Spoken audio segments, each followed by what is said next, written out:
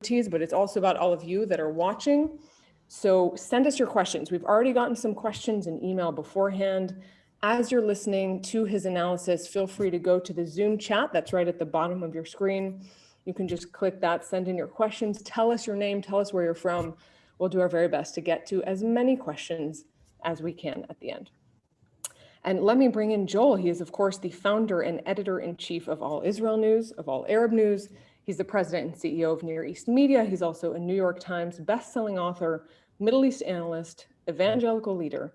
And he'll be taking us through a lot of different issues. Those include the Iran threat, the major changes, as I mentioned, around the Gulf and Israel, especially after the historic Abraham Accords, yet another Israeli election, hard to believe, the fourth in just 2 years, and the COVID crisis. So Joel, welcome to your own event, and thank you so much for being with us. And before we get into everything, if you could just take a moment and explain why it was that you actually, along with your team, wanted to start All Israel News and All Arab News, because you guys have gotten some big interviews so far. Well, Nurit Ben, thank you so much. I'm so glad that you're moderating this evening, and I'm looking forward to your questions as well as people from all over the world. Let me also add in my thanks. It's been fascinating to watch as people are logging in from not just from the United States and Canada, but from other parts of the world. I saw South Africa, Israel. I think we've got people from Europe, and I'm looking forward to hearing. There may be others. I didn't see all of them as you're logging in, but I appreciate it very, very much that you would all show interest.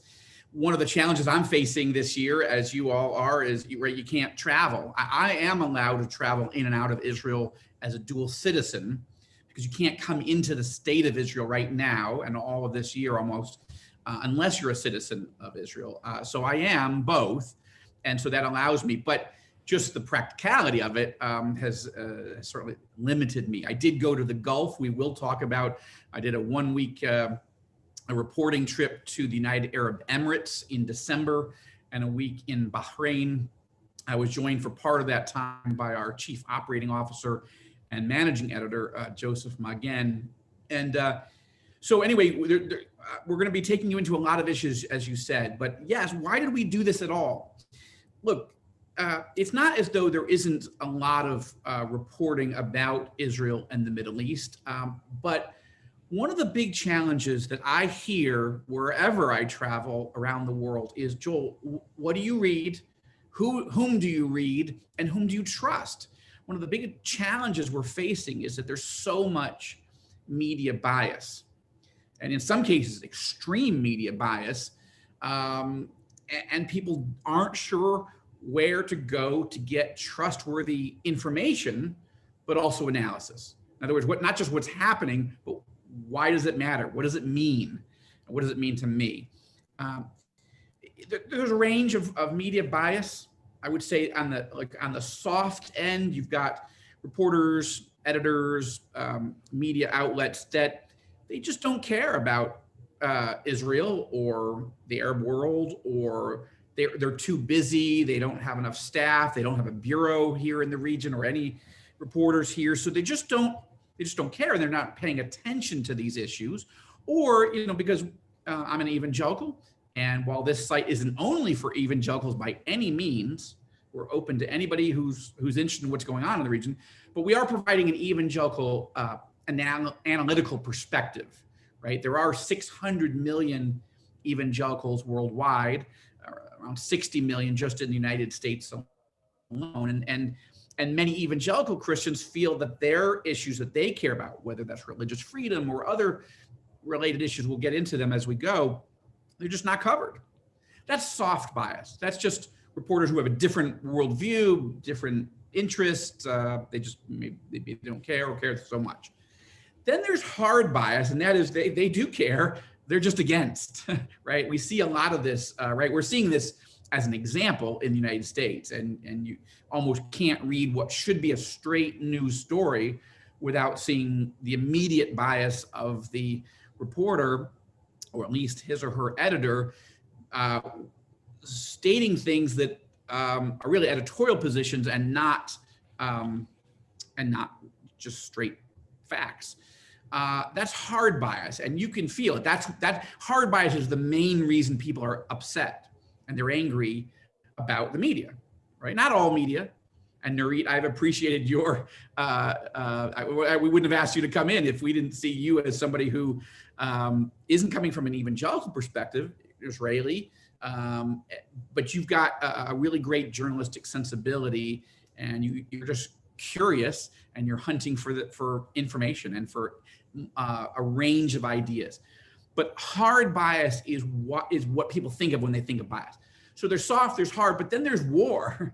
You've got media outlets like Al Jazeera, the Arab language satellite television network based in Doha, Qatar, in the Gulf, which is just anti-American, anti-Israel, anti-Christian, anti-Jewish, and with such ferocity. You've got Iranian outlets, Turkish outlets, and others. They're in a media war. It's not hard bias, it's war. So with all that, people keep asking me where do you go for news? And so what I decided to do was launch All Israel News with these colleagues, wonderful Israeli, Palestinian, and Lebanese evangelical colleagues we could work together to cover what's going on and to link to the good coverage that's in the region that most people may not know about since they don't live in this area.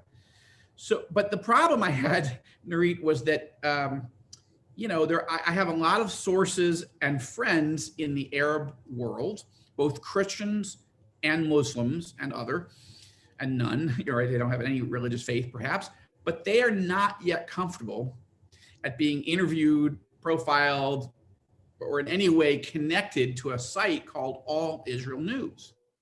Okay. So that was going to be a problem. I believe in balance and providing a range of perspectives, but I couldn't do that if the site was called All Israel News alone. So we created a sister site, All Arab News, and it's been fun. Hopefully we can, with our director, we can scroll through some of the interviews that we've done. Just, we only started on September 1st, but boy, there has not been a slow news day since we got started. We picked quite a time to launch.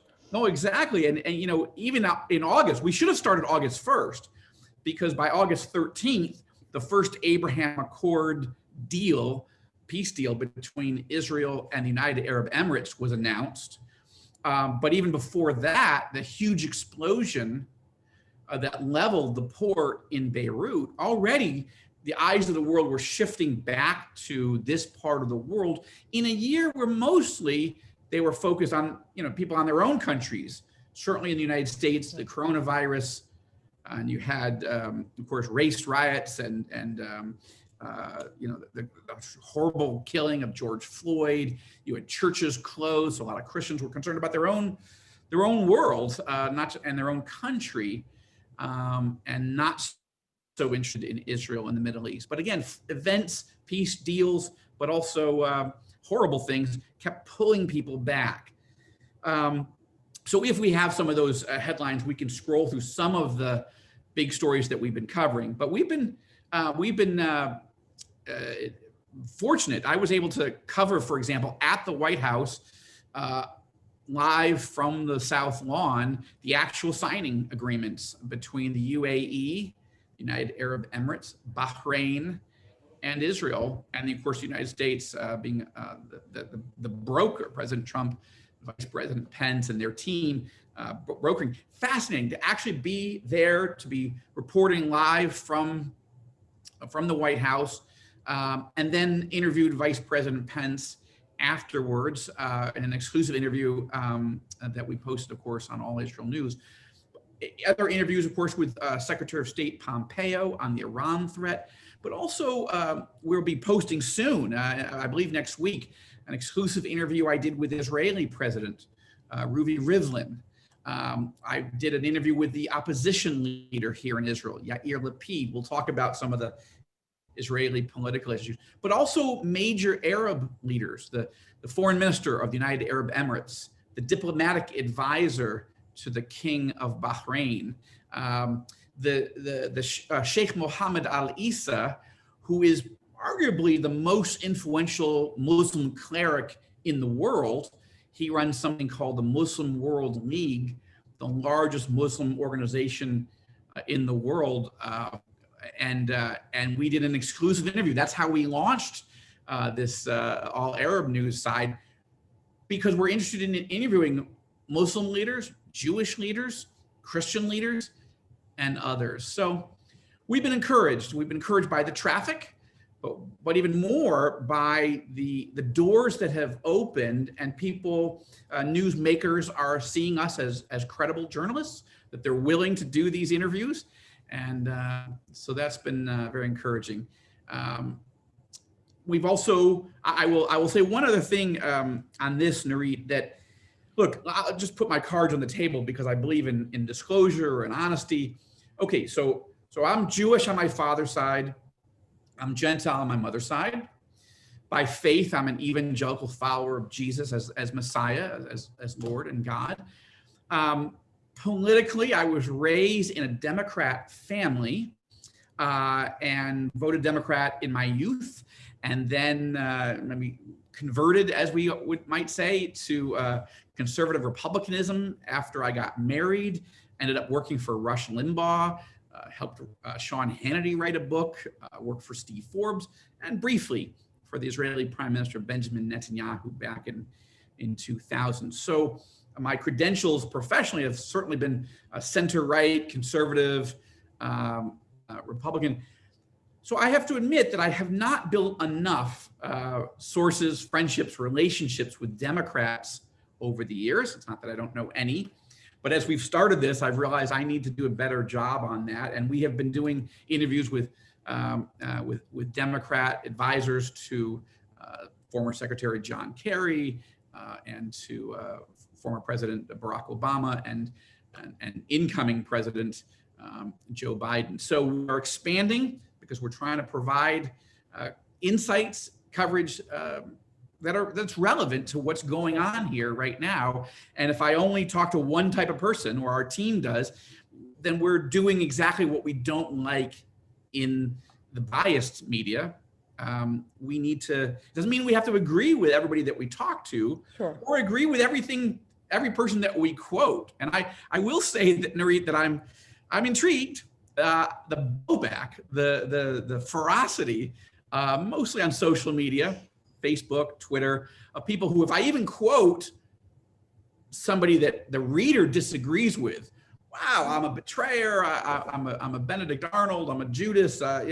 It's welcome to the world of social media, where people, it can be a force for really getting out wonderful, fascinating information.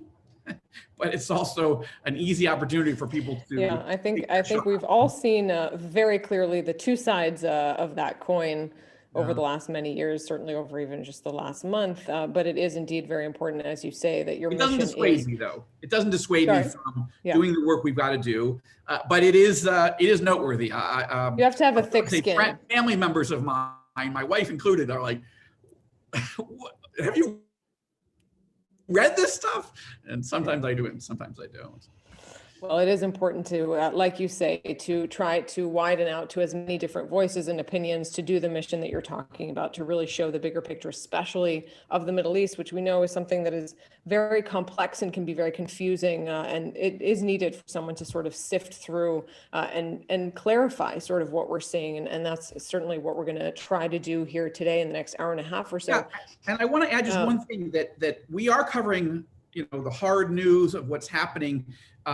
2020 was, brutal, right? As you mentioned it in the opening. So if you're covering what's happening in 2020, it was a lot of bad news, a lot of stories that made you grieve. Certainly did for me. But there was, and we'll get to this later, you already signaled it, the peace treaties were historic. We haven't seen peace treaties between Israel and Arab countries in over a quarter of a century. So that was a really bright light, and not just one, but four, and others sort of emerging. That's been good news, and we want to report good news. Yeah. But I also want to add that we've also been reporting, we did a story that got a lot of attention just last week. An Iranian Shia Muslim who he grew up in Iran, in Tehran, on the streets of Tehran, the capital of Iran. In 1979, he and his wife were on the streets with millions of others shouting, "Death to America, death to Israel." He then wanted to study. They wanted to study at graduate school in the United States. And That's crazy. One day you're starting Death to America, and then the State Department gives you a visa to study in America. But in that process, this man, Hormoz Shariat, and his wife began studying the Bible, and they did come to faith in Jesus Christ. Hormoz emerged eventually as what I call the Billy Graham of Iran. He has a satellite television network, 24 hours a day, 7 days a week, doing Bible teaching, he and his team, in Farsi, the language of the Iranians, into Iran, right over the heads of the clerics and government. And he is the most famous Muslim convert evangelist preaching the gospel of Jesus Christ into Iran. Now, that's a very controversial story to our Muslim readers, and I get that, but it's still an interesting story. And as an evangelical, it's a story that we are covering. Many other media publications will not. So there is good news, as we, from our perspective, that we are writing about not just horror shows, but I know we're going to talk about a horror show in a moment. So I'll let you. Well, there's a little bit of everything, but yeah, let's get into it, Joel, because I do want to make sure we get to all of these issues that I know you have a lot of comments and analysis on. And to, of course, viewer questions, let me just remind everyone you can write your questions in the Zoom chat. We'll try to get to as many as we can at the end of this. But there is, this elephant in the room. I think you just alluded to it, Joel, that we can't not acknowledge, which is the chaos in Washington. And like the rest of the world, everybody here in the Middle East is watching closely what's going on there. And we know that what does happen in Washington has a major effect on what happens here in this region. So give us your brief take on what we're seeing. Well, we're watching a crisis in the capital, literally in the capital, but also in the capital city of the world's greatest and largest democracy, certainly the oldest democracy, and the world's only superpower. So while we don't cover everything that's going on in the United States, we're focused on Israel and the Middle East. We can't avoid writing about and covering the crisis in Washington because it's a huge story and it has huge implications for the U.S.-Israel alliance, the U.S. Sunni Arab alliance, and as we'll get to in a little bit, how will the United States handle Iran? With Washington consumed in now an impeachment debate, the second of the Trump administration, it is consuming a lot of oxygen in the room, and we're trying to provide fair coverage of it. But it's but that's probably great, drawing the greatest blowback to us, because if you just lay out what's actually happening, somebody's angry about it. A lot of people are angry about it, and they don't want us to go into those issues. I will say that I am grieving as an American, because I'm also an American. I'm grieving what's happening. What happened last week was ugly, and I was just horrified by the violence that took place inside and around the U.S. Capitol building. Nurit, I lived in Washington, D.C. for almost 25 years. I failed political consultant, so that was my home base, and that's where my wife and I live. That's where we raised our 4 boys before we moved to Israel and became citizens here. So, a lot of those people are friends, or I know all the locations, and I've been in those halls and in those corridors, and I've never entered the U.S. Capitol building without going through security. So I want to be clear, the protest of the hundreds of thousands that turned out to protest what they believe was election fraud, that was a legitimate protest. It was a peaceful protest. It was constitutionally protected free speech, and that's got to be clear. Even the people that marched to the U.S. Capitol were doing everything within the law.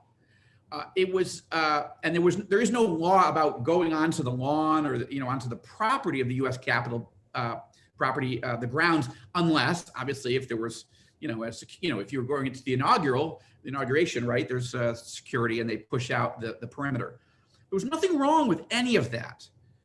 But those who broke in to the U.S. Capitol and beating police officers, killed, there's 2 police officers dead, threatening to hang Vice President Mike Pence, the desecration and the intimidation and the violence and the destruction that went on inside and around the Capitol was absolutely illegal. It was immoral. It was wrong. And it was just horrifying to watch. We were watching it here on your previous network, I-24, as well as Fox and other networks. We were scanning and we were watching how other countries were covering it. It's ugly. Yeah, it's being watched very closely, of course, here in Israel and around the world, certainly.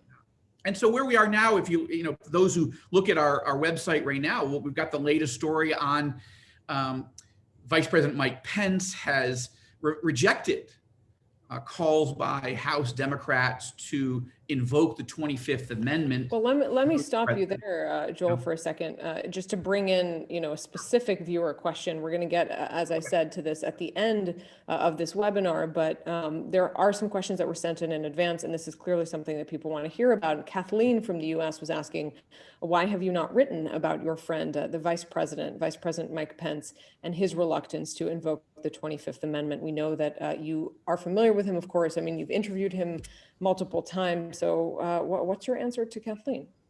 Yeah, I would actually consider Mike and Karen personal friends. I've stayed in their home.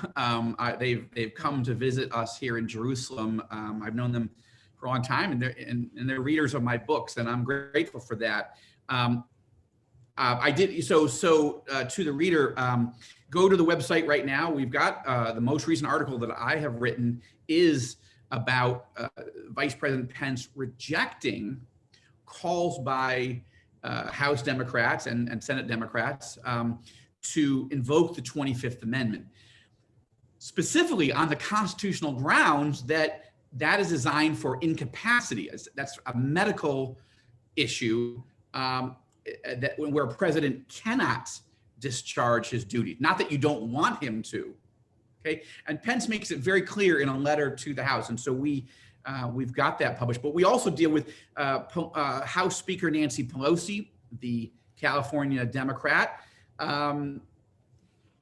basically demanded that Pence invoke the 25th Amendment, and that if he didn't, she would move forward on impeachment proceedings. So the most recent article we've got deals exactly with these issues, and there's even a link to the actual House impeachment article. So you can read it for yourself. I cite several elements of it, so people taking a quick read, but I encourage you, as often as possible, we try to link to original documents so people can read it for themselves. And, obviously there's a lot of anger. Should we, shouldn't we? Most Republicans, as I point out in the article, are totally against impeachment. Even if they think the president went too far in things that he said, they don't think it's an impeachable offense. But there are Republicans, most notably the third highest ranking Republican, Liz Cheney, who is going to vote, she says, for impeachment, and she lays out why. There are others who feel like a censure is better than impeachment. And I walk through a little bit of the process in that article. So as you say, you'll refer people to your analysis there in that article after the webinar, of course. Stay with us for now. But there is another part of this story as well. There's so many parts to the story, which is tech. And I know that your managing editor, Joseph Maginn, has an op-ed today on the All Israel News site about the decisions from tech giants over this past week, barring President Trump over incitement to violence. In that op-ed, you guys are calling it a dangerous overreach. So if you want to sort of give us your 2 cents on that as well. Yeah. Well, this issue of overreach is a big problem, and it's come into focus this week. So on the one hand, I will say that I believe the president overreached in some of his language. I do not believe his intent was to send, violent people in. I don't think he thought there were any violent people in his crowd of people that he'd called to Washington. I don't think that was his intent, but it set into motion something that I don't think he intended. But I think some of his language, we will fight to the very end, we won't give up, it was overreaching. But what big tech has done, and big tech is, if people are not familiar with that phrase, that's the sort of way of summarizing these major media, social media companies, Facebook, Twitter, Google, YouTube, etc. Parler. Parler has been shut down entirely by the other companies, the other big tech companies that provide the services for a platform like Parler. I mean, that's kind of, I would just say that's crazy. To entirely shut They're down. looking for them to, with the request that they start moderating their content, that until Yes, they which they've moderate already- their content. They need to do more of that. I agree with that, but they've already hired at least 1,000 people to be involved in that. It's one thing to have to work with a company to help their standards get better, especially in this environment. And I think that what Parler has done to hire more people and move in that direction is right, and says that they're trying to do better. But to entirely, neutralize and eliminate an entire platform, I think is wrong. But I will also say the idea of banning the President of the United States from using social media platforms, either for an extended period of time, or in some cases, some of these platforms are saying forever. It's a permanent ban. That is overreaching. And we've got a new article. I don't know if it's up yet, but I wrote it today, and it will go up probably while we're talking. But you'll see it. There's a new Multitasker, the great multitasker. Well, we got a lot. There's a lot cooking, right? But there's a new poll out. We didn't conduct it, but it was done by a reputable polling firm that shows that 74% of Americans fear that big tech needs to be regulated, because they fear that if you can ban a president of the United States, a democratically elected person, from being able to use social media at all, what is the rest of what recourse do the rest of us have? What protections do we have for our freedom of speech and religious freedom? What you mentioned, Joseph Magen's article, and I highly commend to our readers' attention this article that Joseph Magen wrote called "Overreach." He deals not only with the freedom of speech issues, and he's been involved in the high tech sector for more than 20 years. But he also deals with the religious freedom issues. At what point does a big tech social media company say, if you teach the Bible, you can't be on our platform because that's dangerous? I mean, I know people who believe that we're dangerous, that I'm dangerous, that other Bible teachers or others I think you're seeing an image of that article. Right. But the level of suppression, not just of free speech, but religious freedom, religious speech, is chilling. And he also deals, it's interesting, that article also deals with, if you can ban the President of the United States from being able to speak freely on these platforms, a country of 320 million people, right, what about a little country like Israel of 10 million? What if some faceless executive in Silicon Valley decides they don't like what the Prime Minister of Israel or our opposition leader or someone, what they have to say, and they just silence them? It's the implications are chilling, and it's something that we're going to be following much more in the days and weeks and months ahead. No doubt, this is one of the defining issues of our time on so many different levels, and a lot of fine lines, and trying to figure out where those lines are with no easy answers. So we'll leave that at that. That could be certainly a whole webinar in itself easily, Joel, but I do want to get some of your take on some of these other major issues, and we'll tie them all together as well. And one of those that I know you follow very, very closely, both on, personally and on the sites, is Iran and the threat of Iran. And I mean, in recent weeks, we've seen a naval parade, a drone maneuver, a naval missile drill. And then yesterday, Secretary of State Mike Pompeo delivering a big speech on Iran. So give us sort of your bottom line takeaways from that speech, from where we stand. In terms of the Middle East, it looks like Iran and the Iran threat is going to be the major story in 2021. In some ways, Iran was sort of a quieter story, not quiet, but quieter last year, right? 2020 was really about the Abraham Accords and Israel making peace with Arab countries and vice versa. Right.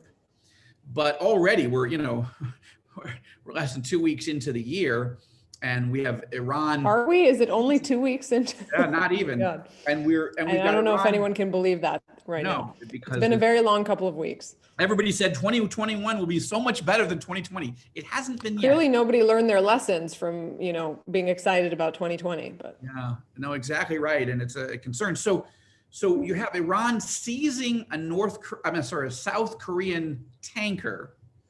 Why did they do that? Well, you might argue that South Korea has frozen $7 billion worth of Iran's assets because of Iran's support of terrorism and subversion of her Arab neighbors and threats of genocide against Israel and threats against the United States. South Korea is a very close ally of the United States and of Israel. And like many countries, have seized the assets of Iran to pressure Iran to give up its malign activities, not just the nuclear program, but its support of terrorism and subversion of Arab countries and so forth. So that's one issue. Then the Pompeo speech was I guess maybe that was the most recent story. It's been a long day. We've been covering a lot of things, and I did a story. You'll see it on the lead on All Israel News and on All Arab News. And I go into the speech, and there's a link, of course, to the speech itself. You can read it for yourself. But the short version is what Pompeo does is focus not primarily on the nuclear issue. And I should add, just last week, Iran announced it was moving to 20% enrichment of uranium. Now, why is that important? So I'll get back to the Pompeo speech in a second.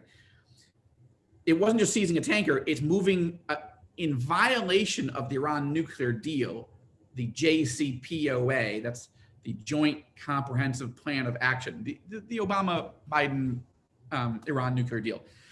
It's got a clunky bureaucratic name, but JCPOA is what we'll do. So the deal does not allow them to enrich to 20% from 0 to 20. Now, ultimately, you have to get to 90% or higher to get to military grade, weapons grade, to build a nuclear weapon. But what's interesting is you talk to the experts, and going from 0 to 20 is the major technological hurdle. Once you've gotten the uranium purified to 20%, it really does not take much work or much time to get to military grade 90, 93%.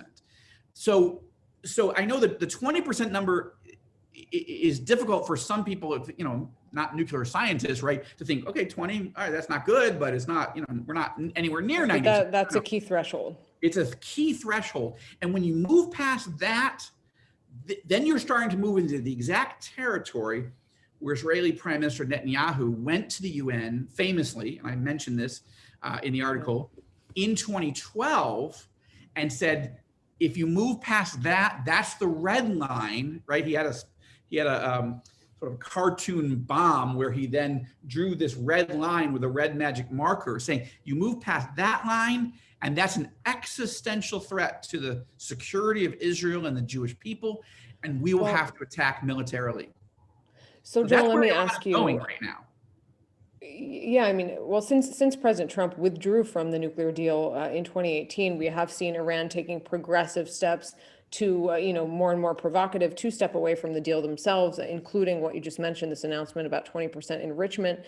There does seem to be quite a bit of speculation, although obviously attention is turned to the Capitol right now, but there has been speculation that the U.S. at this administration might take some significant action on Iran right before the end of the term, before the transition. Do you see that happening? I do not. I mean, we're talking about 7-8 days before the inauguration. Yeah, tight timeline. And we're talking about a president of the United States who's in the process of being impeached. And let me just note, impeachment means indictment by sort of American constitutional standards. It's not a conviction, it's an indictment. The Senate then has to have a trial, and then they would have to decide to convict or acquit. And so my point is, but the president is in the middle of this, right? In this huge crisis. He'll become the only president in American history to have been impeached twice in his term. I thought the first one was totally bogus, but let's just focus on the fact that there's another one cooking right now as you and I are speaking. So the point is, unless there's an imminent lethal threat to American citizens or American security or our allies, I can't see any scenario in which President Trump could order military force in this final week. It would be wildly perceived, unless it could be super clear of how dangerous the threat was, like it had to be done this week. It would seem like it was a distraction away from the constitutional showdown that he's having with Congress right now. I think there is another question, which is whether the Pentagon would execute the order. I'm not talking about whether that's right or wrong. I'm talking about that's how serious this fissure, it's not a fissure, it's a gulf between the President of the United States and his national security team right now. So I don't see that. But I will tell you that I think what we're watching, I don't put this in an analytical point in this article, I just do the facts, but we will do the analysis in the days ahead. But I think that the Iranians are trying to get Biden's attention and say, you have to let up on these sanctions. We're going to grab a boat. We're going to enrich. And that's sort of like, and you have to let up on us. Stop the maximum pressure campaign. Give us our money. Let us sell oil, and then we'll back down. Right. So that's trying to build up leverage for a potential renegotiation. So let's follow that thought. Pretty soon it's going to be the Biden administration, taking this back. Of course, there's a lot of other things to deal with given the ongoing pandemic and so on. But right. How do you feel about their approach to the Iran threat? I mean, where are you on the range of optimism to pessimism? Let me start. It might vary, I imagine, depending on the day. Let me finish with one more point about the Iranian regime. I think they are playing chicken with the vice president. Incoming. I've got Vice President Biden in my head, but he's going to be the president next week. I think they're playing chicken with him. I think they are daring him, forcing him really to deal with them, even though he wants to deal with domestic issues. He's got to deal with COVID. He's got to deal with race riots. He's got to deal with the economy that's in the tank because of COVID and all the rest of it. And you got, we're closing in on 400,000 deaths in the United States, right? It's horrifying. So Biden does not want to deal with foreign policy right out of the gate. Plus, he's got to get confirmed a Secretary of Defense, a Secretary of State, a CIA director, National Intelligence Director. And how's he going to do that? He's got to move through the Senate, which may be in a trial. Okay, this is how dangerous and convoluted it all is right now. But Iran, I believe, the Iranian leadership is trying to force Biden to come deal with them because they think that Biden will go soft. Now, that's the big question, right? Obama made a deal that I thought was horrible. I thought it was insane. I agree. I was in the House chamber, interestingly enough, in the gallery, watching Prime Minister Netanyahu make the case in that joint session against the Iran nuclear deal. And I agreed with every single point he made. And it was historic to be there. We didn't have All Israel News up yet. That's too bad, because I would have loved to have covered it directly. But so I was there.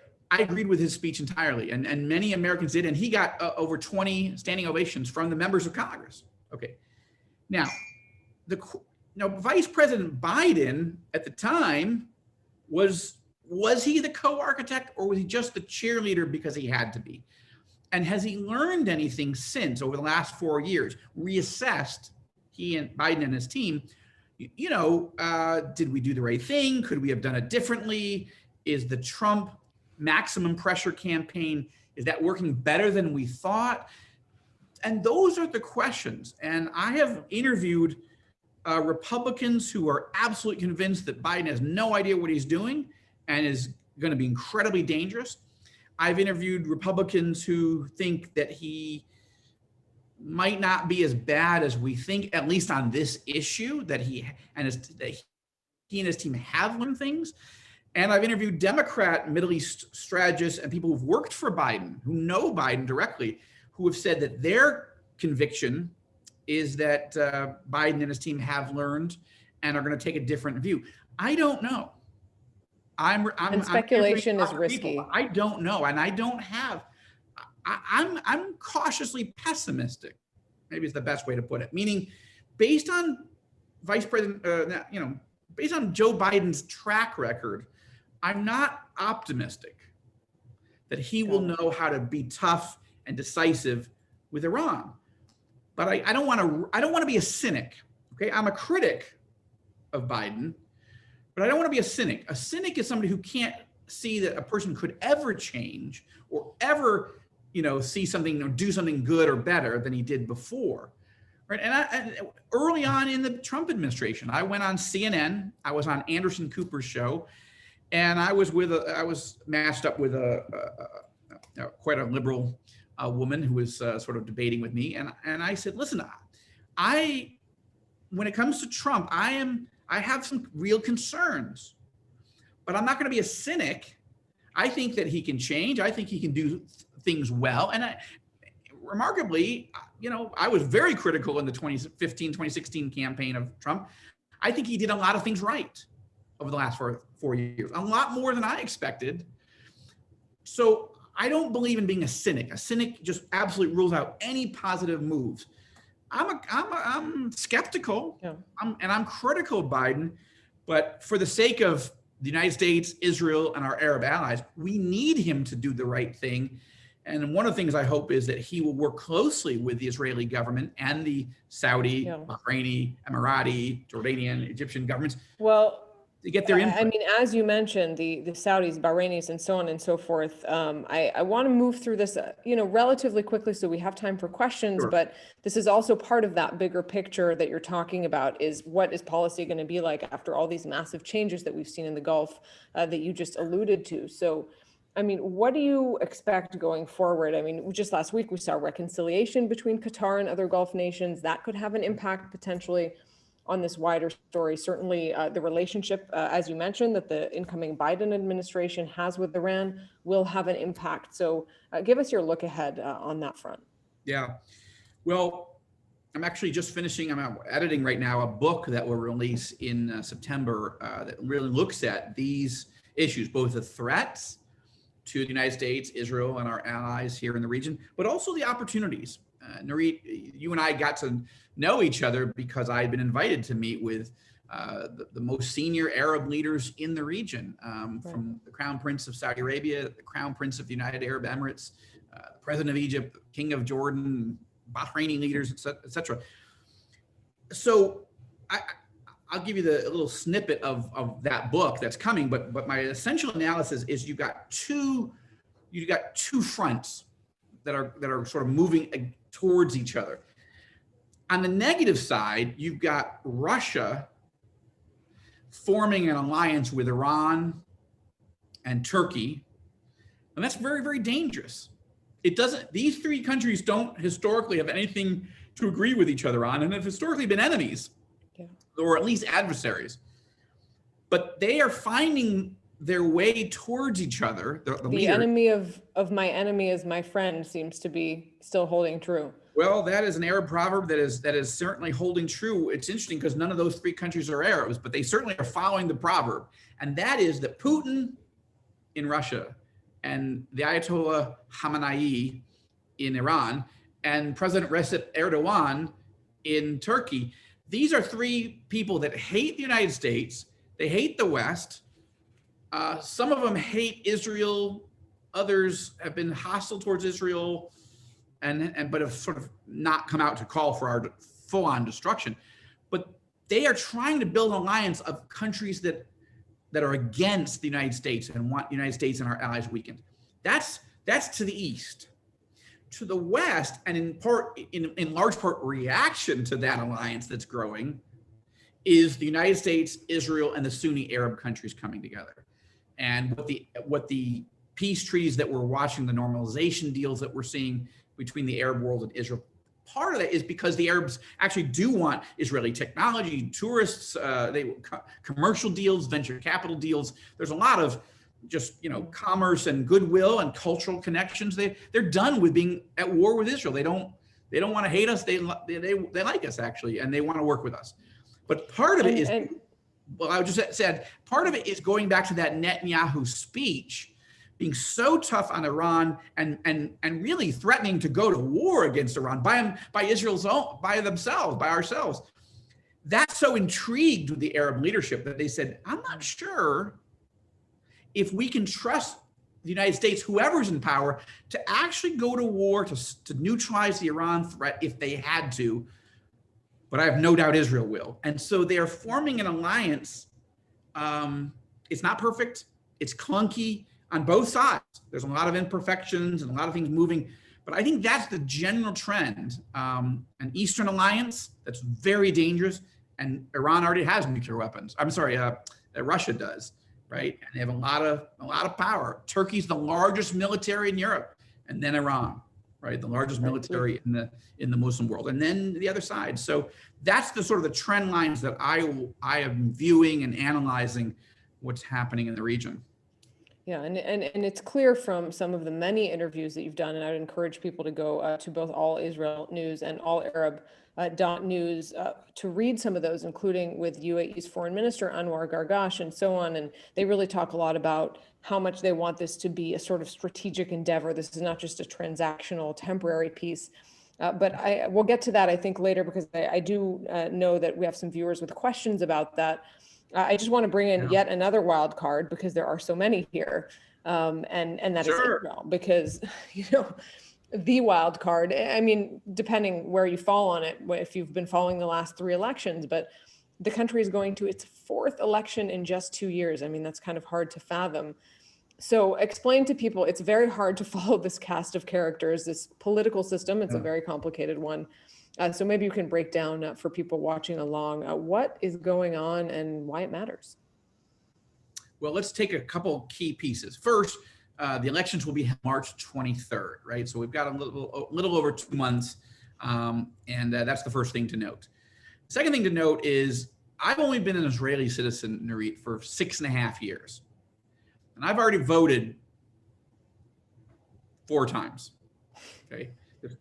Because there was an election when we first got here, okay? And so this will be my 5th election.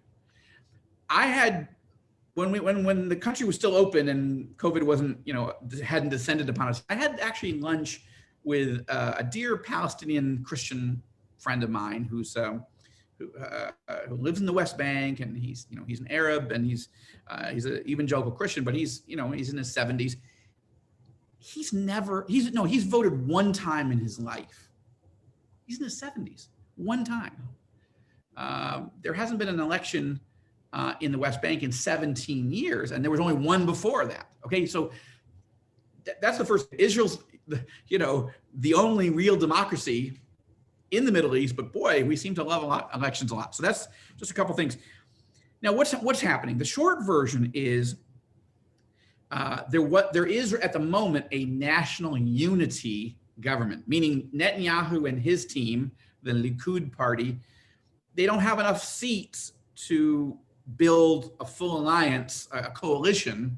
You need 61 seats of the 120 magic number.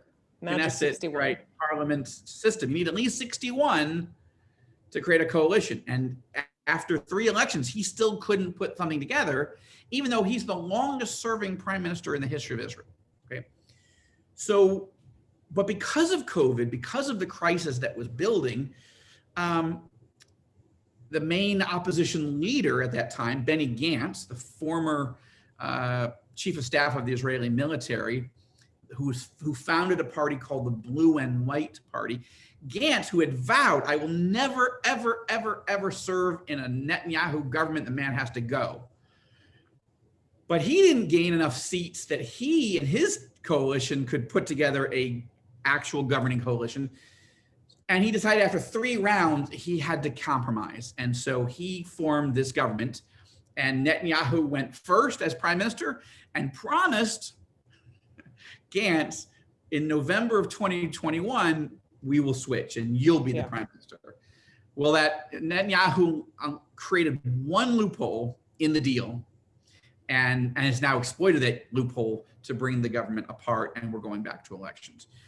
So that's the dynamic. In the meantime, Gantz, that main opposition leader, has basically blown up his political alliances. Everybody around him is furious with him. Not everybody, but most people on the center and left are furious with him, and they're willing to work with him in a larger coalition, but they don't want him to lead it because they feel like he betrayed them.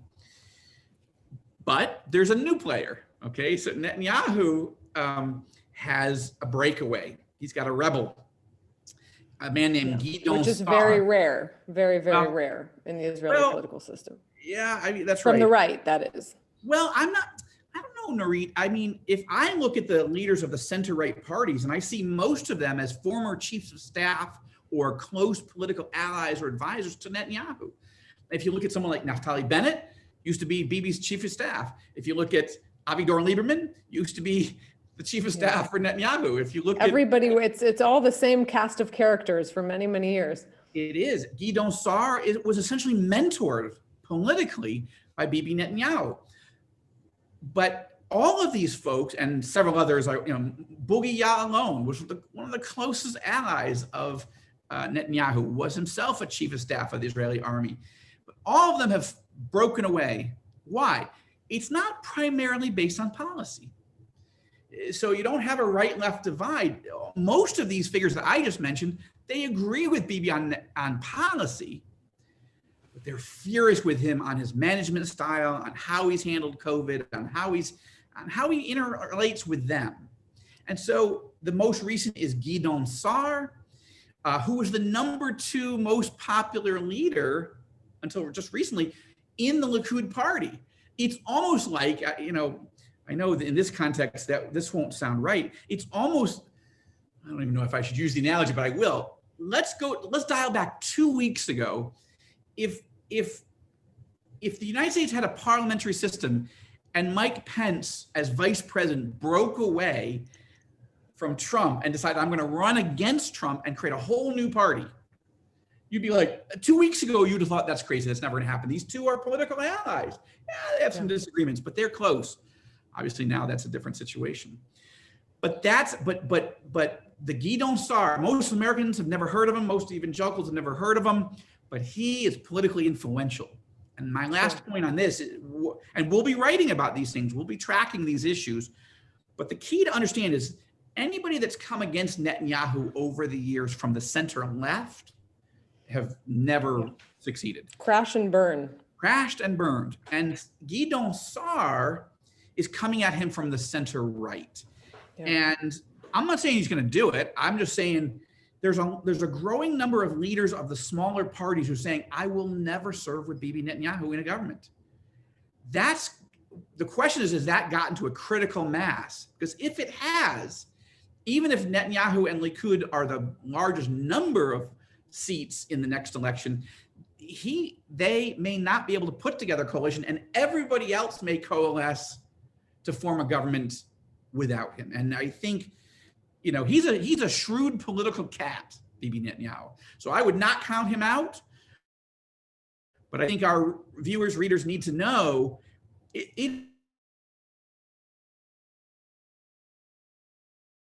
is for the first time that we are heading to a post-Netanyahu era. And given how most evangelicals have not known another prime minister, that will be a shock. Really, arguably, actually, even Israelis, many young Israelis have not really don't remember another prime minister. It's been so many years, about 13. And let me just remind people watching along that don't get their hopes up for the end of March, because Israel's political system is complex enough that it continues beyond that. So there's this whole process of negotiation and coalition building and changing sides, as you mentioned, which we've seen again and again. And it's only in those months really following the election that people will know who is going to get that magic number that you just mentioned of 61 seats. And if nobody does, form a government, we'll go to the 5th round of elections. I mean, that's anyway. Look, just stick with All Israel News. You said you didn't want to be a cynic, Joel. So let's try not to go there. Let's make it through March on that front. Amen. I want to encourage everyone, of course, to stay with us. We're going to get to your questions very soon. I know there are a lot on different topics that we've covered. Let me just touch with you on one final thing before we get to that, which is, of course, the COVID pandemic. And Israel in particular, which is a very sort of strange and unique case because the country started out as a big success, getting cases under control, then as a big failure, arguably still. There were a record number of cases just yesterday of new infections, but is also a huge global success story in terms of vaccines. Yeah, well, that's right. So Israel was the first to shut down quickly and the first to reopen, but we're now in our third full-on national lockdown. No other country in the world has had to go into 3 full lockdowns. And roughly 25% of the country became unemployed. Those numbers have come down over time, but we're still in double digits. And the entire tourism sector is just trash. It's just completely shut down. If you work for a hotel or if you drive a tour bus, if you're a tour guide, that entire industry, all the Christians that and Jews and others that come, nobody's allowed in the country. There's not a single tourist here in the country, and it's having a huge, devastating impact on the country. And we're not the United States. We can't we don't just have all the money in the world. Can't print our own money like that. So it's a huge economic problem, and we've seen Netanyahu's numbers plunge because of it. But where are we now? It's true that Netanyahu is almost pinning his political hopes at the moment on bringing the vaccines to Israel, both from Pfizer and Moderna. We are at right now the leading country in the world to have vaccinated our population, percentage of the population. We're somewhere around 15-ish% at the moment. In fact, people 50 years and older, the 50 to 55 group is now moving. So I'm 53. So my wife and I will get vaccinated soon. One of our sons is in the Army. He already has been. So they've been moving by age and, of course, by healthcare, first responders, and then, of course, the Army and, people who are more important than a failed political consultant journalist. But anyway, they're moving to my age group. So Netanyahu's hoping that by March 23rd, the country will be largely vaccinated, that the numbers of infections will go down, the hospital beds that have very serious cases will be clearing out, not by death, but by recovery, and that we are getting close. He's signaling that maybe by late spring, early summer, maybe we could open up the country again. We'll see. That's on that note, when do you think people can expect? I imagine a lot of viewers also who are eager to come, maybe go on a planned tour that they had for a long time that had to be delayed again and again. Again, predictions are very risky these days. We've learned that in 2020. But what do you think in terms of when we're going to see the country really open up? In terms of planning, if you're coming as a family, you could start looking at and even trying to plan for summer. I'm not convinced it'll happen, but I don't want to be a cynic, as I said. In terms of, if you're trying to bring a church group or a larger group, that's a lot of logistics. And you got a lot. So we, among the other things I do, my wife and I formed a nonprofit about 15 years ago called the Joshua Fund. Mobilizes, educates Christians around the world about God's love and plan for Israel and her neighbors. We do humanitarian relief for Holocaust survivors, the elderly, the poor, widows, orphans, as well as on the Arab side, refugees from ISIS and so forth. We were supposed to have a tour last fall. We moved it to the fall of 21, but we're not doing. We don't think that you can move forward with any certainty for the fall of 2021, and the amount of work it takes to bring 200 to 300 people here, it just doesn't seem right. I suspect by late summer, fall, we'll start to see some, but boy, it's just it's heartbreaking, and it's strange. I will say, and I mean this. I hope people understand what I'm saying. It's like living in Disney World and there aren't any guests. It's just an amazing, beautiful country. It's so fascinating. There's so much history where Jesus walked, where the prophets walked, where the apostles. I mean, I don't have to tell you, Nurit, and anybody who's listening, they know the biblical history of this country. It's so weird not to see any tourists, not to see any tour buses, not to see any tour guides, and the streets are much less clogged up. But it's just heartbreaking. And so let's just pray not just for the peace of Jerusalem, but for the health of Jerusalem and the entire country, and for our Palestinian neighbors too, who, they need to, the Jordanians are only just getting the vaccinations now, they're just arriving, and the Palestinians, they don't have a lot of money, and there's a lot of questions right now how quickly their people can be vaccinated, but they should be. Yeah, and on the tourism note, of course, this Christmas in Bethlehem was a radically different than any before that, and a huge, very difficult time for them there in the West Bank. So certainly it's been a very difficult year for everyone on that note, and there is some hope, as you mentioned, and especially to look at Israel's at least vaccine drive, that there is finally some kind of light at the end of the tunnel. So Joel, I want to. That's the optimist. The pessimist says, "Oh, that's just an oncoming train." I'm trying to balance out some of the pessimism, although I've never been accused of being an optimist. And let's note that it's one thing for Israel to physically, literally, legally open and flights coming and all. Then you have to have people who start getting up the sense that, yes, I'll take that risk. I'll go. I'll get on a plane. I'll be in a bus. I'll be so close to people. That itself is going to take time for people to process. Now, more will come to Israel because you figure, look, you're going to die. You want to die in a land where people are resurrected.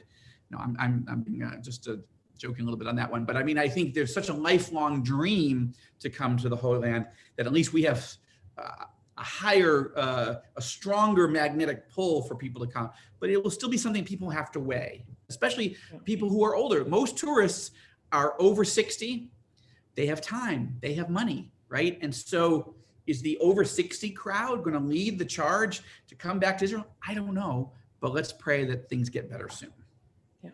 Well, on that note, Joel, let's bring in some viewer questions on a bunch of different topics that you took us through here. We'll bounce around a little bit, try to get to a little bit from everything, at least to hear some of what people want to know about. And so let's go ahead and start with Iran. There are a lot of questions that came in with Iran and the threat, and where we're going from here, especially with the incoming transition in Washington.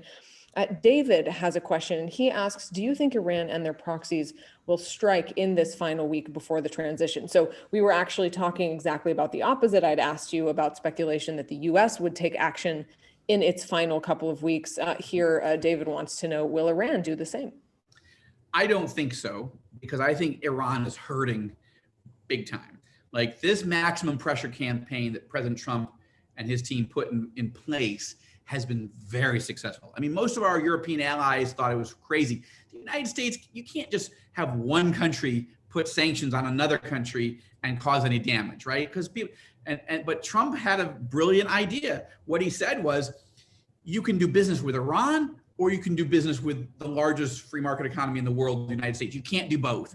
So it wasn't just a sanction against Iran. It was a sanction against any business in the world.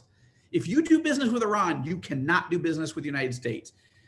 That took a little time for people to process, but they went with the United States, and that's what's caused the pressure. So, look, I think Iran is trying to.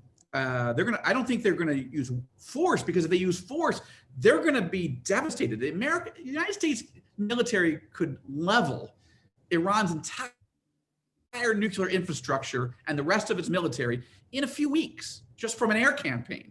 Okay.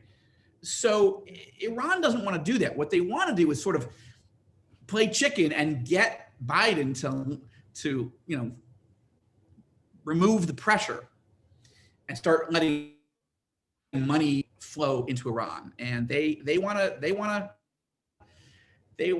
cheat, and Biden can't let them. But we got to pray that Biden doesn't. So no, I don't think we'll see it. Now, if they're crazy, they'll do it. And, you can never rule out what a terrorist regime will do, but I don't think they want to pick an actual full-on kinetic war right now. Well, Donna takes that one step forward in terms of looking ahead further into the Biden administration. She asked, should we be concerned that Iran would be more likely to attack the U.S. under that administration than under the Trump administration? What's your thought on that? Looking further ahead. I don't think so. Look, Iran has very little capacity to attack the American homeland until it builds nuclear weapons.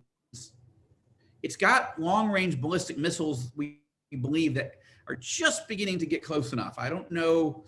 I have to go back and look at the most recent data. Where they can certainly reach Israel, and their missiles can certainly reach parts of Europe, but I don't think that they're quite yet able to get to the United States.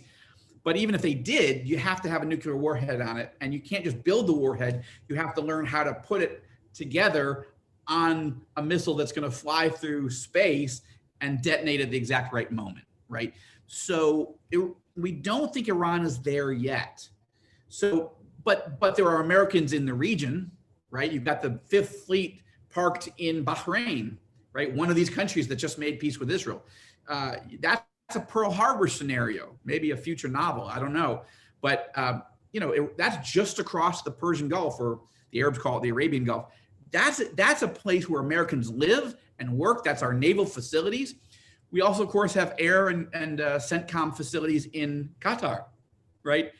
Qatar, which is playing both sides of the fence right now. But we have, the U.S. has military bases right across the Gulf from Iran. If they want to attack, those people are close. But that would be a death sentence for the regime in Iran. But we need to pray that it doesn't happen. To say that would be a very extreme last resort action on the part of Iran, I think would be an understatement, certainly. Well, wants to destroy Israel. Let's be clear that the goal first, Israel is the little Satan, and they want to take care of us, and then they want to take care of the great Satan, which is the United States. Well, we're talking now about the Biden administration, Iran potential relationship. Some viewers are also curious about the Biden-Israel relationship. Ken, for example, from the U.S. is asking, how do you see the relationship between the United States and Israel, developing, moving, going forward? Because, of course, Biden does have a long history with Israel. He's very familiar with it, a close relationship, but it certainly is going to be some kind of change of tone. It's interesting. I've talked to a number of people who are close to Biden, who've known him for many years, who've been Middle East advisors to him. And one of the things they stress, and I'm just reporting what they are saying, okay? So if anybody wants to say, oh, no, that's crazy, why are you talking to Democrats? Because I'm a reporter, and that's what I do. So the people that are close to Biden will tell you, look, he's a totally different relationship than Obama did. President Obama had a hostile relationship to Netanyahu, and sort of a cold, distant relationship with Israel. There just wasn't the history. But Biden has actually been very positive. He's very warm. He just has a totally different personality, first of all, than President Obama. Biden has been here a bazillion times. I literally have lost track. He was here in 1973 as a young first-term senator from Delaware. He knew then Israeli Prime Minister Golda Meir. There is literally nobody on the political scene in the world right now, including Netanyahu, including any of the opposition leaders in Israel, who even met Golda Meir, and Joe Biden was her friend. So that's the good news. And remember, Biden was a supporter and a fierce advocate for U.S. funding of the Iron Dome system, our anti-rocket system. And he's done a lot of things that have been very pro-Israel. So we just have to understand that. But there are people that are close to Biden who will tell you he's wrong on almost every foreign policy matter that has happened. Former Defense Secretary Bob Gates, who worked with Biden in the Obama administration, he says, look, there's nobody nicer in the world. I just love Joe Biden, but he's been wrong on every foreign policy issue for the last 40 years. That's not really true, but it's been true on a lot of issues. And so I can't tell you yet, will the good Biden prevail, or will the flawed, nice guy, but doesn't know what to do? I can't tell you yet which Biden will prevail. And also, again, just to point out how much attention will actually, how much bandwidth, so to speak, any administration will have for this, because again, there's just so much going on domestically.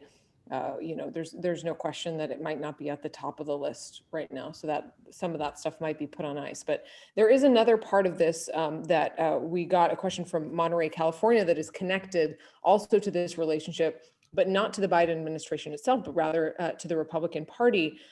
This viewer writes, do you anticipate the growing rift in the GOP between the Trump supporters and disavowers will actually hurt U.S.-Israel relations in any way? That's a good question. He's talking about inside the Republican Party. or Yeah. between Republicans and Democrats?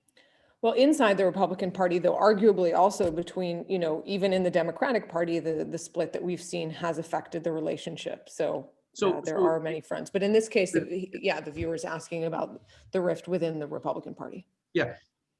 Look, the rift in the Republican Party right now is between those who are always Trumpers, meaning he can do no wrong, and those who are like, look, I'm very happy with all the things he did right, but I'm very upset, even angry with some of the things he's said, tweeted, and then this last week has really broken it for many Republicans. Not most, but many.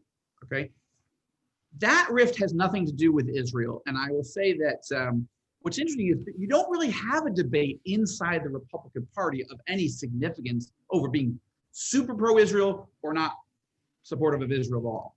Rand Paul, the senator, is probably I think he's the only in the Senate Republican who really is not pro-Israel. Wants to defund stop all military investment in Israel, and he's very isolationist. He's right on some other issues. Not casting all aspersions on Rand Paul, but on Israel, he's not good at all. But I can't think of another. Now, in the Democratic Party, that's a much bigger issue. So you have Joe Biden, to his credit, I will say, has sort of kept the anti-Israel crowd in his own party, the Democratic Party, at bay. Right? They didn't dominate the Democratic platform discussions there. We'll see who he hires and appoints in his administration, but Rashida Tlaib and AOC and these others have been super anti-Israel. They don't have any real voice in his team, but we'll watch, right? So I'm not worried on the Republican side in terms of being pro-Israel. Well, Joel, I know you promised viewers to be open to take all kinds of questions, including tough questions. And you were saying all the comments and blowback you get from one side of the spectrum for, reporting facts or saying, what's going on. So I'm going to bring you something from the other side of the spectrum as well. A little different than what you mentioned. And this is Tom in the US. And again, we're focusing here on the United States, who said, I was appalled by your support of the most narcissistic, lying individual ever, Donald Trump. Please explain your position. Well, you can go back and read my case. I was a never Trumper in the 2015-2016 primary campaign season. I was pretty vociferous. Between two main articles, I wrote 38 reasons why Donald Trump would get catastrophe for the United States. I was for any of the other 16. I had preferences, but I also, for the record, wrote 38 reasons Hillary Clinton would be a catastrophe for the United States. And in the end, I decided to support, to vote at least for Trump over Hillary, because I really had huge problems with Hillary. Now, we're a nonpartisan website, but I'm just giving you a background because you asked. And I said early on, I referenced it here, I said on CNN, I'm a critic of Trump, but I'm not going to be a cynic. If he does things right, I'll congratulate him, applaud him. But if he does things that I don't agree with, I'll be critical. I think that's a fair way to go. He stunned me by how many things he did right. I'm just being honest that, first of all, the huge tax cuts, the dramatic improvement he made to the American economy was just stellar. Deregulation, trade deals on the economy, but on the Middle East, finally moving the U.S. embassy from Tel Aviv to Jerusalem. That was a huge decision. Other presidents could have done it, but they didn't. He recognized Israeli sovereignty over the Golan Heights. He sold F-35 stealth fighter jets to Israel, as well as lots of other military hardware. He, of course, came here on his first trip as president, when President Obama skipped Israel on his first foreign trip. And Trump his team negotiated and brokered 4 Arab-Israeli peace deals and withdrew from the insane Iran nuclear deal. Let me stop there just because of time. Those were all good things. And there are many other things. He was much tougher on Russia and Putin than people understand. But he's done some things that are wrong too. So look, I'm not a sycophant and I'm not a cultist. If a leader does something right, I'm happy to say that. But if you do something wrong, I will be fair and respectful, but I'll be critical. And that's the way I've been with Trump. That's the way I've been with Saudi leader Mohammed bin Salman. That's the way I'll be with Biden. Yeah. Well, let me pick out just one quick thing from what you said, among what you view as the foreign policy achievements from this administration.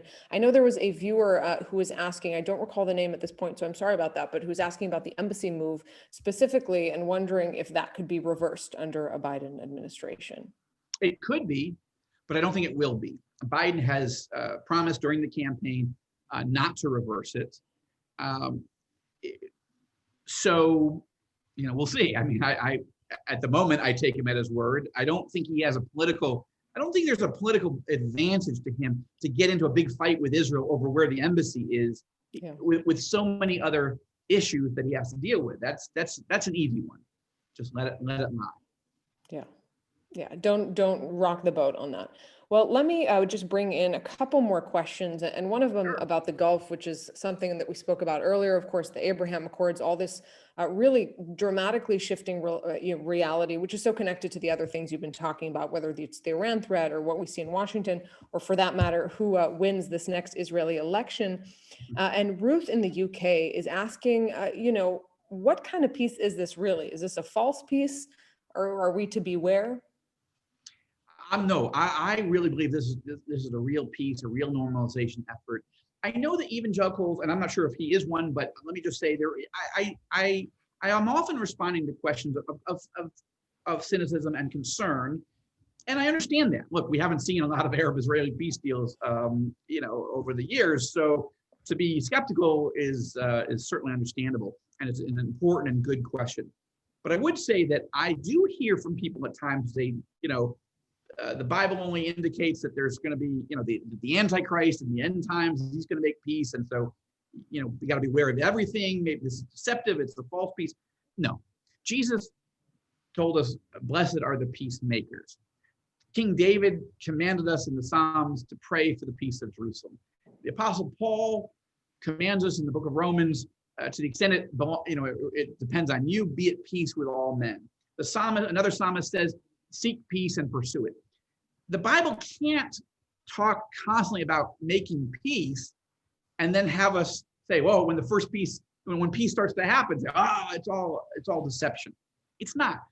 But let's remember that Israel once had peace with Iran under the Shah. Back in the days of the Shah, totally different reality. He came to power and became, genocidally hostile to Israel. Turkey, for much of the last 75 years, has been supportive of Israel and the Jewish state, and Israelis would even flock there for cheap, beautiful vacations. And now under Erdogan, things have switched.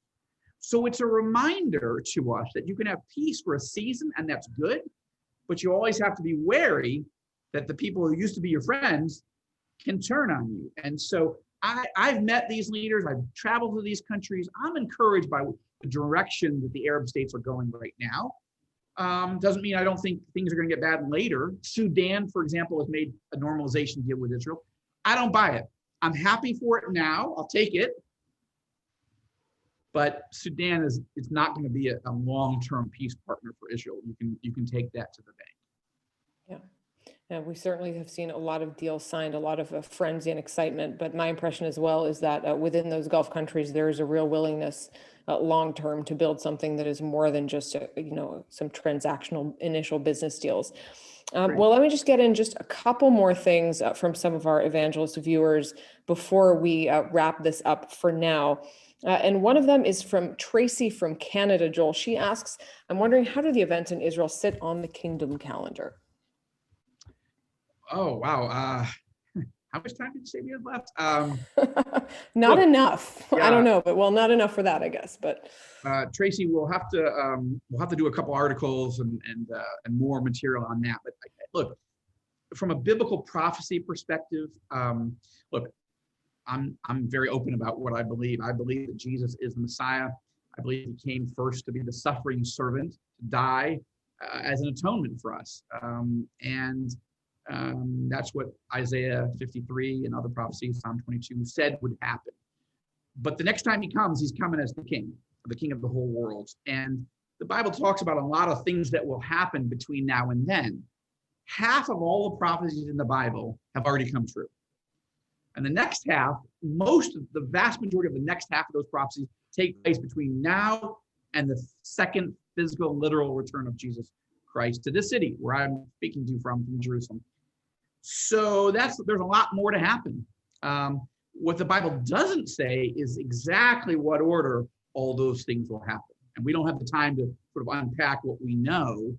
But I will say that Jesus gives a list in Matthew 24, Luke 21, Mark 13, of a lot of things mostly bad that you will watch for. Lawlessness is one of them. Great natural disasters, economic catastrophe, wars, rumors of wars, insurrections and uprisings and revolutions will all be happening. And plagues, we would call it in the modern lingo pandemics. Jesus says, Luke 21, that plagues, horrific infectious diseases will spread over the whole world. I think we're seeing that happen. I don't have any doubt that what we're seeing right now with COVID is one of those signs of the last days. But it doesn't indicate whether, how close we are to all the rest of those things happening. That's the shortest way I can put it, Tracy, but I hope that's helpful.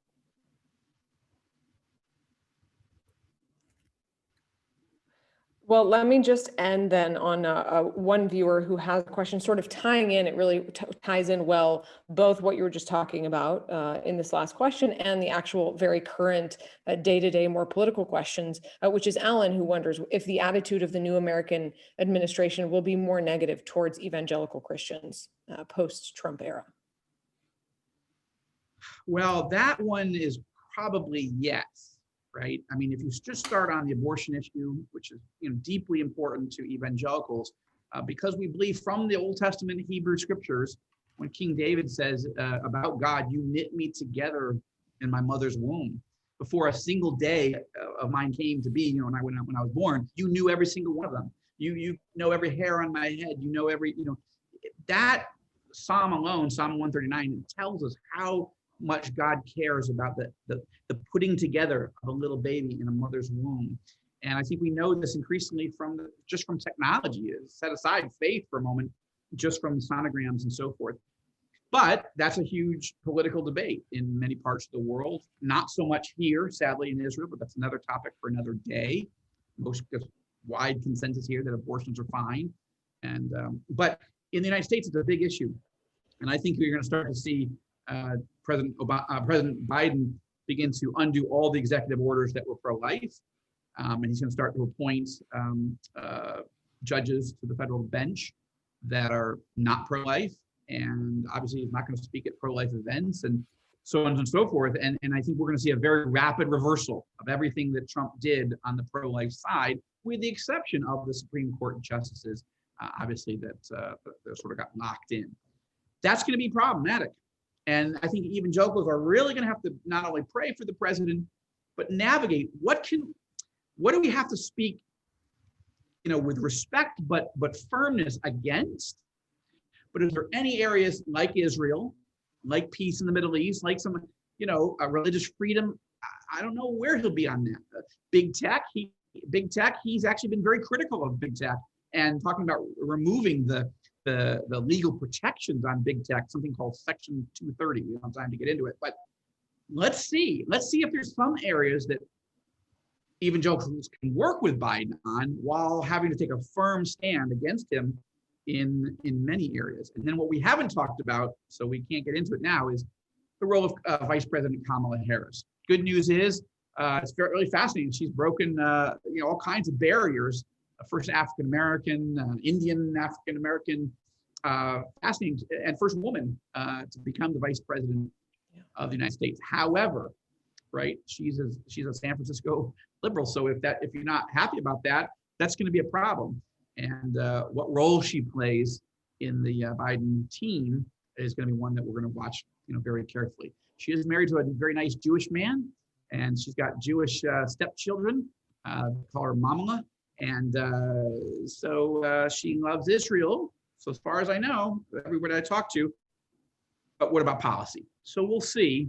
And look, the Bible, let's close with this thought. The Bible commands us, the Apostle Paul in the New Testament commands us in a letter he wrote to his young disciple Timothy to pray for kings and all those in authority. And I think that we need to be praying for physical protection, first of all, for Trump, for Pence, for Biden, for Harris, and all of our leaders, especially in the next week ahead, in 2 weeks. This is a very serious issue, but also for wisdom. And don't just pray for American leaders, pray for Israeli leaders. I'll leave you with 1 Chronicles chapter 12, verse 32. The Bible talks about the sons of Issachar, men who understood the times and knew what Israel should do. We need those type of leaders here in Israel today, both at the spiritual and geopolitical, business, cultural levels. We need that in the United States and in every country that you're watching from. We need to be praying for our leaders faithfully. And I intend to do that. I prayed for Trump every day that he came into power, even though I was against him at the beginning. But I told him when I met with him in the Oval Office that I prayed for him and his wife and his team every single day. And I'll do the same for President Biden, his wife, Jill, Kamala Harris, and her husband, Douglas. Well, thank you so much, Joel, for getting into all of these issues. And I think, on the note of one of the things you've kind of been mentioning throughout and just now, which is also, we can speculate, we can analyze, and you certainly have a very educated analysis of what we might expect to come, whether it is in the U.S.-Israel relationship, in Israeli politics, in the Abraham Accords, in the Iran threat. I mean, there's a whole host of issues, but also to give things a chance to see what actually happens, because none of us really know, and we do have to let them play out and maybe give a little bit of the benefit of the doubt into 2021. So I want to remind people watching along, hopefully by now you're very familiar with it, but if not, just head over to allisraelnews.com or allarab.com, or .news rather. You can sign up, put in your email there. Stay in the loop if you want more of what we've been hearing, as you mentioned, Joel. And I know that in the chat, several links have been sent to some of the articles that you talked about, some of the exclusive interviews. So people can definitely find a lot more of your analysis and your team's analysis there. And just before we let you go, I know that you have one of the many features you have coming up is 21 Israelis to watch in 2021. So give us just a quick preview of what that's about. Hopefully late Thursday night or Friday morning, we're going to release something that doesn't have anything to do with sort of we would say the mishigas, the balagan, the craziness that's going on in Washington, or even in Israeli politics. We haven't gotten into all of the craziness here, and there are huge protests against Netanyahu and so forth. But we're going to look at the 21 most interesting Israelis, from politics to entertainment, music, movies, sports, some fascinating people, many of which names you've never heard of, but they're interesting. Some of the names you have heard of, and you may not know too much about them. So, not you, Nurit. I know that you've been I don't know, you might surprise me. I'm not sure I'll know all 21. I'll definitely take a look. This will be a new thing that we do. We're going to also do 21 most interesting Arabs to watch in 2021. And I hope that will be interesting for people. It'll also help you sort of get an insight into sort of the different dynamics. I'll just give you one example. The winner or one of the finalists in Eurovision, the big sort of American Idol song contest of Europe. One of the finalists last year, and but then they canceled the event because of COVID. So now it's going to be for this spring. Is an Israeli, and in fact, she's an Ethiopian Israeli who speaks and sings in 4 different languages. She's amazing. She's fascinating. Most people have never heard of her, but you're going to read about her when we release the 21 most interesting Israelis for 2021. The people that to keep your eye on in this coming year. Hopefully, articles like that and other things will be interesting and mix it up and not just always be political and doom and gloom and all kinds of bad news. Nurit, thank you. I want to thank you for hosting this, for moderating it. You're a great journalist. You're one of the good guys in the world of journalism. We're not against journalists. We just have a problem with people who are super biased, and that's why we created all Israel news and all Arab news. But thank you for guiding us through this evening. I know there were so many more questions we still could get to, but thanks for what you did. My pleasure. Absolutely. It's been really interesting. And of course, I know a lot of viewers still have more questions and we couldn't get to everything, but I hope that we were able to touch, on a little bit of each different area. And of course, as I mentioned, for anyone who wants to see more, who's curious to hear more, who didn't get all their questions answered, just follow your sites and, and we should add, there's there. another webinar tomorrow, mostly, but it's timed for Asia, the Middle East and Asia. But if you want to get up in the middle of the morning, US or Central South America time, Europe time, you're welcome to sign in and send us questions, and we'll try to get to even more questions tomorrow. All right, great. On that note, we'll say good afternoon or good night, depending on where people are watching from. Thanks so much for joining us, and maybe we'll see some of you tomorrow. Amen. Shalom from Jerusalem. Thank you, Nurit.